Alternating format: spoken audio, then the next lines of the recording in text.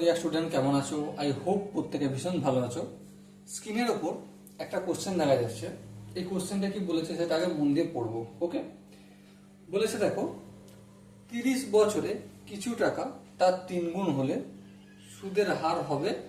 Option A আছে 6.2-3%, option B আছে 10%, option C আছে 15%, অপশন ডি আছে 6%। সো কোশ্চেনটা আমরা প্রথমে অ্যানালিসিস করে নিই। ঠিক আছে, 30 বছরে তার মানে কি, টাইমটা আমাদের বলে দিচ্ছে 30 বছর।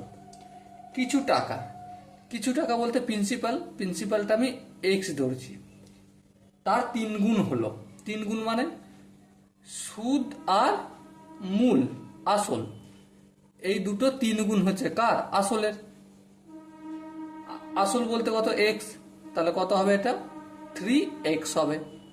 তাহলে সুদ কত হবে? সুদ বা ইন্টারেস্ট ব্র্যাকেটে 3x, এই মূলটা সমানের অপোজিট দিকে গেলে মাইনাস হবে, আর মূল কত এখানে?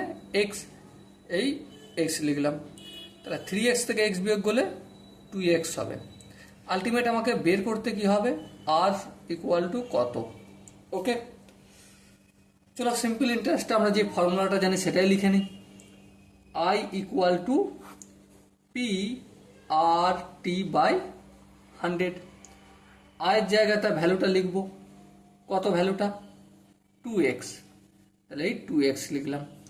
আর এই 100টা সমানের অপোজিট দিকে গেলে কি হয়ে যাবে? গুণ হয়ে যাবে। গুণ করে দিলাম। পি আর টি এই দুটো গুণের আকার আছে, আর সাথে অপোজিট দিকে আসলে ভাগ হয়ে যাবে। হ্যাঁ, সো পি এর ভ্যালুটা কত? এক্স, এখানে এক্স লিখবো। আর টি টাইম কত? দেখো এখানে 30 বছর দিয়েছে, লিখলাম। ইকুয়াল টু রেটটা বেঁচে থাকলো।